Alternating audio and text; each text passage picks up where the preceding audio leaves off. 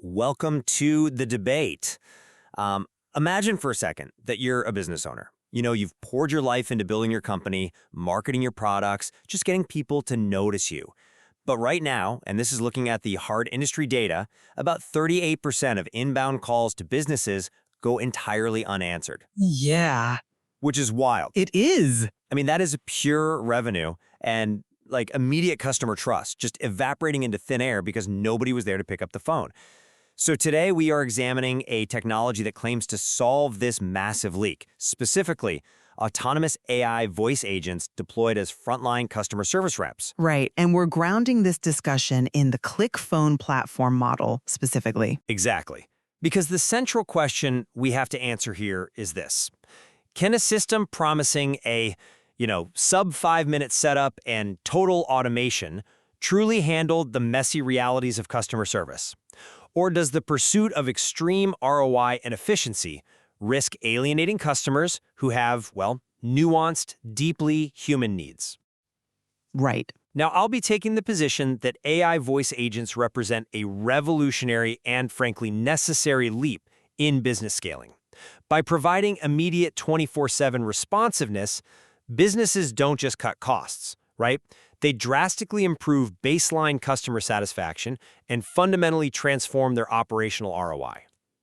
And I come at it from a very different way. While the operational metrics on paper, like the cost savings, the elimination of hold times, are undeniably attractive, delegating complex, unpredictable human interactions to an AI is a massive risk, Even with the newer models? especially when that AI is based on rapid, static training. I mean, when we optimize entirely for speed and efficiency, we risk failing spectacularly in those critical edge cases where customers need actual problem solving, not just, a script. Okay, well, let's ground this in the reality of the problem first. Because the status quo for business owners is completely unsustainable. Right now, staff members are wasting up to 4 hours a day on the phone, handling just repetitive, low-level inquiries. Oh, yeah. Are you open? Where is my order? Exactly. Can I book a time? By deploying a platform like ClickPhone, which, crucially for the European market, is entirely GDPR compliant, right? Its hosting is secured in the EU. But by using this, a business can save an estimated 12,000 euros in personnel costs annually. Mm-hmm. But if you're listening to this, I don't want you to just think of it as a cost-cutting measure. It is a massive upgrade to the customer experience. You are guaranteeing 24/7 availability in over 30 languages. For vital revenue-driving use cases, booking appointments, qualifying leads, resolving level 1 support issues, this continuous availability captures value that is currently just vanishing into the void of a voicemail box. Look, I don't disagree with the pain points at all. The administrative burden on traditional support teams is crippling. I mean, when you look at the fact that 62% of a traditional phone support interaction is actually just manual rework. Oh, right, the after-call stuff. Yes. The call ends and the human agent has to spend 5 minutes typing up notes or entering data into a CRM or scheduling follow-ups. It's obvious that the manual system is broken. However, I fundamentally question the qualitative promises attached to these hyper-fast AI deployments. How so? Because customer service is inherently messy. It's emotionally volatile. A platform that boasts a time to live of under 5 minutes might excel at simple data retrieval. Sure, it can recite opening hours. But in high-stakes environments, like an anxious patient trying to coordinate a medical appointment or an angry buyer dealing with a high-value e-commerce return, the interaction requires dynamic problem-solving. Well, you brought up the 5-minute setup, and I actually think we need to unpack how that works, because the speed of implementation is exactly why this is such a breakthrough. If it actually works in 5 minutes. Right, well, historically, implementing an automated phone tree or an AI system meant hiring an IT firm, waiting 6 months, spending tens of thousands of dollars on custom coding. The ClickPhone model compresses this into 3 highly structured steps. Right. And it's that compression that worries me. Hear me out on how they do it, though. Step 1 is simply connect. In just 2 clicks, a business assigns a dedicated phone number and links their existing CRM and calendar systems. Okay. They aren't building webhooks from scratch. The integrations are native. Then, step 2 is train. The business uploads their knowledge base. This can be PDFs, FAQ documents, or, and this is the cool part, they can literally just paste their website URL and let the system scrape it. Just scrape the site? Yeah, then they select the voice and the language. And step 3 is go live. The agent immediately begins taking calls, booking appointments, qualifying leads around the clock. By removing the massive friction of IT deployment, you democratize this technology for everyday businesses. Okay, but let's look closely at that second step, right? The train phase. The idea that a business owner can just paste a URL, scrape a website, or upload a PDF and consider an agent trained is deeply problematic to me. Why? It's their own data. Because uploading a company's FAQ to an AI is like handing someone a dictionary and expecting them to write a compelling novel. That's a fun analogy, but I don't think it accurately reflects the tech. Or tone, or how to read an audience. Static documents do not contain the conversational connective tissue required to manage live callers. Okay, but Human callers don't speak in neat FAQ-style bullet points, right? They ramble. They ask 3 completely unrelated questions in one breath. They interrupt themselves mid-sentence. How can a sub-5-minute upload of a PDF possibly prepare an autonomous system for that level of conversational chaos? I see why you think that, especially if you're picturing like the old keyword matching chatbots from 5 years ago. Oh, the absolute worst. Right? The ones where if you didn't say the exact word billing, it just endlessly repeated. I didn't quite catch that. But let me explain how the underlying architecture actually processes that scraped information today. It uses advanced natural language understanding to extract what we call semantic intent. Meaning what, practically? Meaning the AI understands the purpose behind the words, not just the words themselves. Let's say a customer says, I need to return this sweater because it's too big. But also, are you guys open on Sunday so I can just drop it off? And actually, can I just exchange it for a blue one? Right. A nightmare for a basic bot. Exactly. A keyword bot breaks. But this AI parses that paragraph into 3 distinct intents. 1. Initiate return protocol for sizing issue. 2. Query store hours for Sunday. 3. Check inventory for blue sweater exchange. Furthermore, the platform allows business owners to build individual logic workflows visually without writing a single line of code. It uses conditional logic. So if a caller asks those 3 questions at once, the AI has the cognitive architecture to parse the intents, address them sequentially, and guide the caller back to the main workflow. Okay. It doesn't just read the PDF. It uses the PDF as a factual boundary, while relying on a massive underlying language model to handle the exact conversational connective tissue you mentioned. That sounds incredibly smooth in a controlled demonstration. But if the customer is using highly colloquial language, or if their problem is entirely unique, say, a delivery driver threw the package into their pool and they're furious, that isn't going to be in the FAQ. Which is exactly why the architecture has an escape hatch. If the conversational chaos exceeds the AI's parameters, it uses automatic, real-time routing. It seamlessly transfers the call, along with a transcript of what's happened so far, to a human team member. Oh, so it just passes the buck? No, it isn't replacing the human safety net. It is just filtering out the 80% of calls that never needed a human in the first place, leaving your staff completely free to handle the guy whose package is in the pool. Well, the filtering concept makes sense operationally, but let's test that theory in one of the most high-friction environments available, e-commerce. If a system is processing level 1 support, the definition of what constitutes a simple inquiry can change rapidly. E-commerce is actually where the system's operational efficiency shines the brightest. Online shops are absolutely plagued by repetitive inquiries. Any store owner will tell you their day is eaten alive by questions like, "Where is my order?" or "What are your shipping costs?" Right. When human staff have to answer these identical questions dozens of times a day, it drains those 4 hours of daily productivity we talked about. By automating these updates, the AI handles the sheer volume effortlessly. And here is where the scaling becomes a massive competitive advantage. The AI can provide these automated, instant status updates in the caller's native language. Yeah, the language translation is a strong feature, I'll admit that. It's game-changing. If a German e-commerce shop is selling across Europe, an Italian customer can call in and the agent seamlessly switches to Italian to explain the return policy and provide immediate clarity on their order status. Data shows that this immediate native language clarity drastically increases customer satisfaction and actually reduces overall return rates. Wait, really? Reduces return rates? Yes, because half the time customers initiate a return or a chargeback simply because they are left in a state of anxious uncertainty and can't get anyone on the phone to give them an update. I'm sorry, but I just don't buy that it is quite that seamless when things actually go wrong. I'll grant you that checking an order status is a simple database query. The AI pulls the tracking number, sees it's in transit, and reads it out. But managing an actual return is a different beast entirely.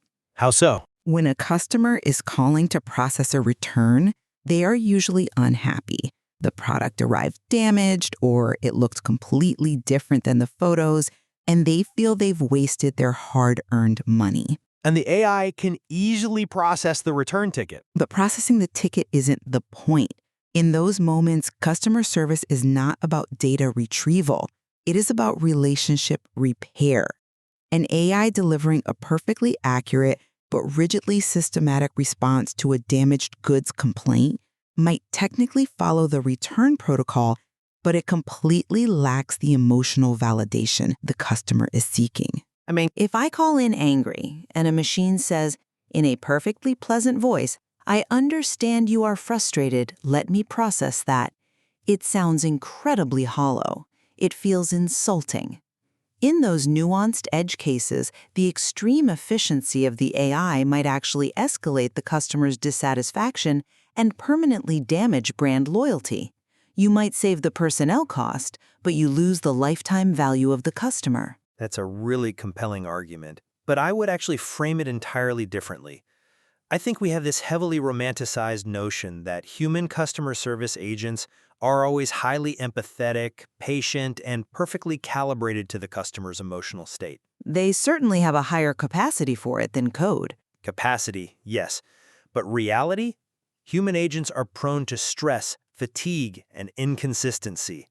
If an agent is on their 40th angry call of the day about a delayed shipment, their empathy is completely depleted. Well, sure, burnout is real.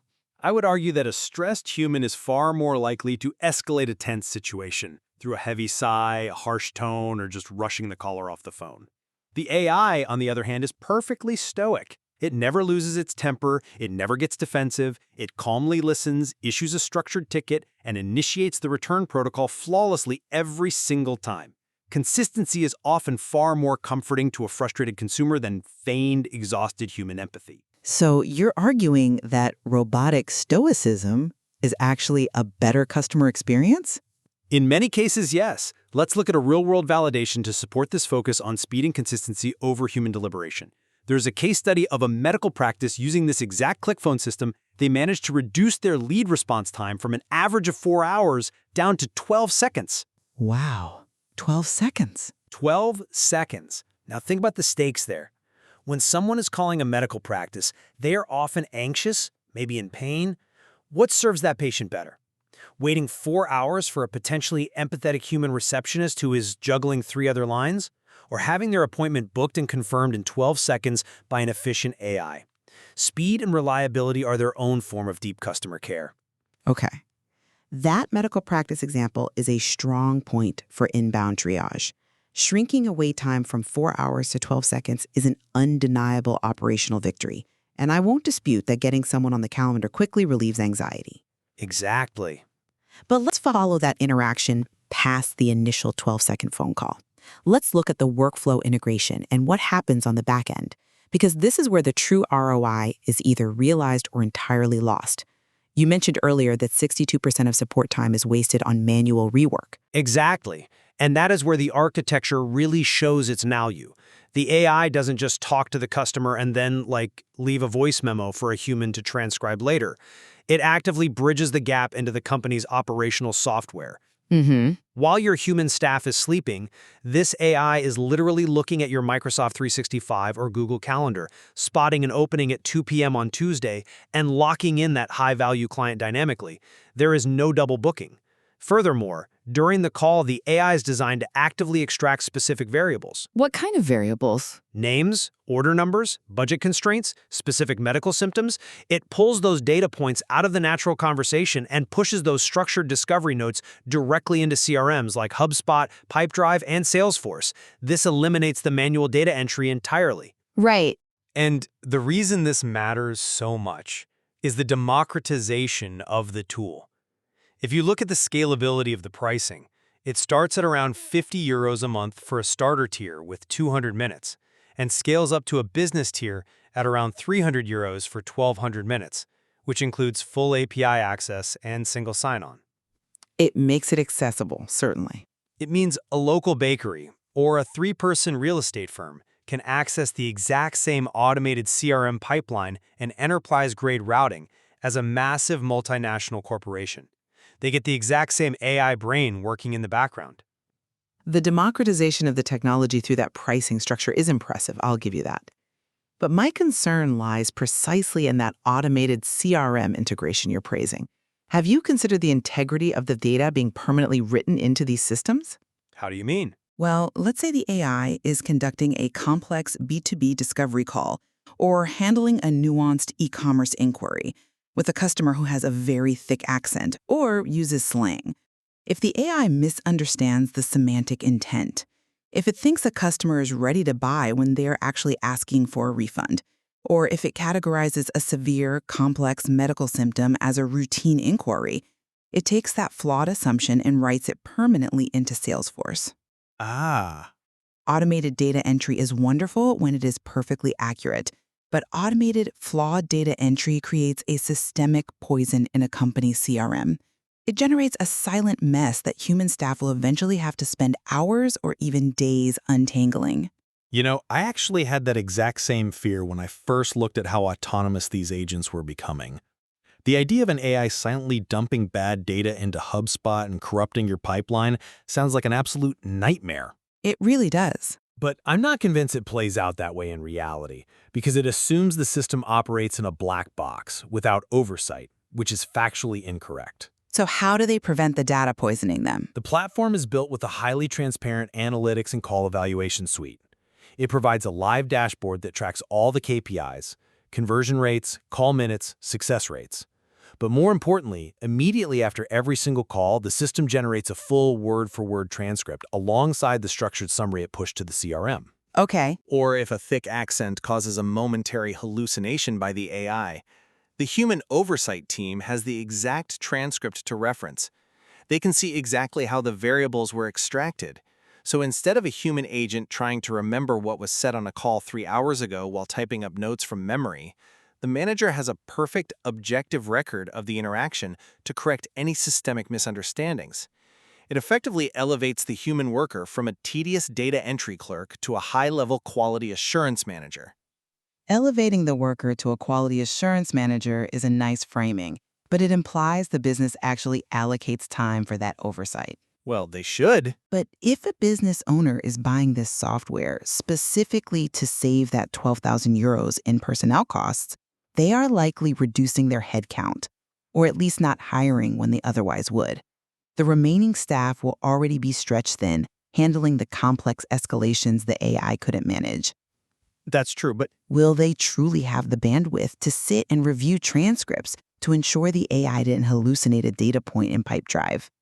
The technology provides the tools for transparency, absolutely, but the business model being sold here, the extreme pursuit of automated ROI and eliminating human labor, often incentivizes owners to simply set it and forget it. And in customer service, forgetting the human element is a dangerous game. But that is exactly why the 24/7 consistency of the AI is so vital. It handles the exhausting baseline volume so the humans finally have the bandwidth to focus entirely on the exceptions and the oversight. If they choose to use it that way. Right. Let's summarize where this leaves the business owner listening today. What we are looking at is a platform that fundamentally redefines the economics of availability. By combining 24/7 responsiveness with multilingual scaling and deep instantaneous CRM integration, the AI voice agent represents an undeniable, mathematically proven ROI. You're taking 38% of previously missed calls and transforming them into booked calendar appointments and clean, structured CRM data, all without manual effort. For a business owner, whether in e-commerce, real estate, or medical services, stepping away from the limitation of human working hours is a foundational operational upgrade. I will certainly maintain that the cost savings, the multilingual capabilities, and that highly compelling 5-minute setup make this an incredibly attractive proposition. But business owners must tread carefully and not be blinded by the efficiency metrics. The promise of automated workflows and instant CRM syncing must be carefully, intentionally balanced against the sheer unpredictability of human friction. Yeah. Customers are not just data points to be processed and sorted. They are people who sometimes require the empathy, nuance, and adaptive problem-solving that only another human can provide. Delegating your frontline entirely to an AI requires rigorous oversight to ensure you aren't sacrificing your brand's soul for the sake of your profit margins. It is a fascinating tension, and it's clear that as this technology becomes ubiquitous, the differentiator between successful businesses won't just be whether they use AI, but how thoughtfully they design the knowledge bases and logic workflows that govern it. Precisely. The tool is powerful, but the blueprint uploaded by the humans in that initial 5-minute window will dictate its ultimate success or failure. We'll leave it to you to decide where the optimal balance lies for your own operations. But the next time you look at your missed call log and see the revenue you left on the table, ask yourself, is your business actually operating at its full potential, or are you just making your customers wait in the dark?